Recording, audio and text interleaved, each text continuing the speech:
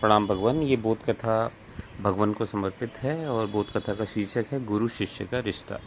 बात कुछ इस तरह है कि जब श्री रामकृष्ण परमहंस जी को कैंसर हुआ था तब बीमारी के कारण वे खाना नहीं खा पाते थे और स्वामी विवेकानंद जी अपने गुरु की इस हालत से बहुत ही चिंतित थे।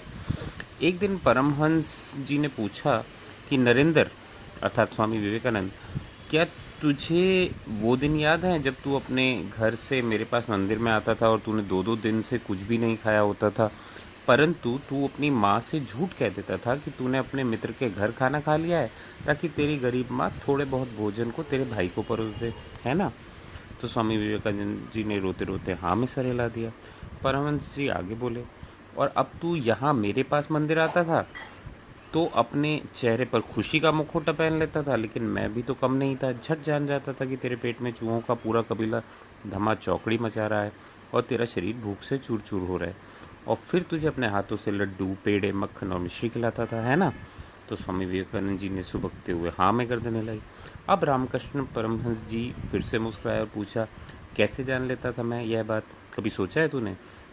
स्वामी विवेकानंद जी सिर उठाकर परमहंस जी को देखने लगे और परमहंस जी ने फिर पूछा, बता ना, मैं कैसे तेरी आंतरिक स्थिति को जान लेता था? स्वामी विवेकानंद जी कहते हैं कि क्योंकि आप अंतर्यामी हैं ठाकुर। तो परमहंस जी पूछते हैं कि अंतर्यामी, अंतर्यामी किसे कहते हैं?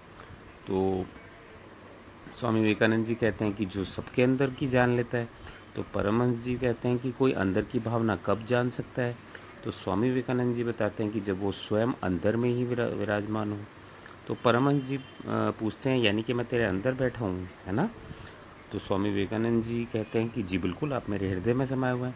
तो परमहंस जी कहते हैं कि तेरे भीतर मैं समाकर और मैं हर बात जान लेता हूँ और हर दुख दर्द पहचान लेता हूँ, तेरी भूख का एहसास कर लेता हूँ, तो क्या तेरी भूख मुझ तक नहीं पहुँचती होगी?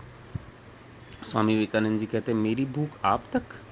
तो रामकृष्ण परमहंस जी कहते हैं कि हाँ, तेरी भूख, जब तू भोजन खाता है और तुझे तृप्ति होती है, तो क्या वे मुझे तृप्त नहीं करती होगी? अरे पगले, गुरु अंतर्यामी है, अंतर जगत का स्वामी है, तो वो अपने शिष्य के भीतर बैठा सब कुछ भोगता है, एक नहीं हजारों मुखों से खाता है। तेरे लाटू के, काली के, गिरीश के, सबके, ये उनके शिष्यों के नाम।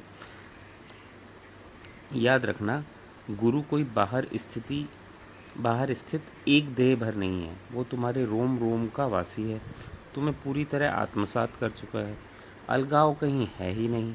अगर कल को मेरी यह देह नहीं रही, अगर कल को यह मेरी देह नहीं रही, तो मैं तब भी जीऊँगा, तेरे ज़रिए जीऊँगा, और मैं तुझ में रहूँगा और तू मुझ में।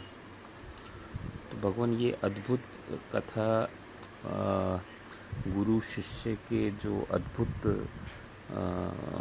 उनका जो रिश्ता होता है उसकी तरफ इशारा करती है।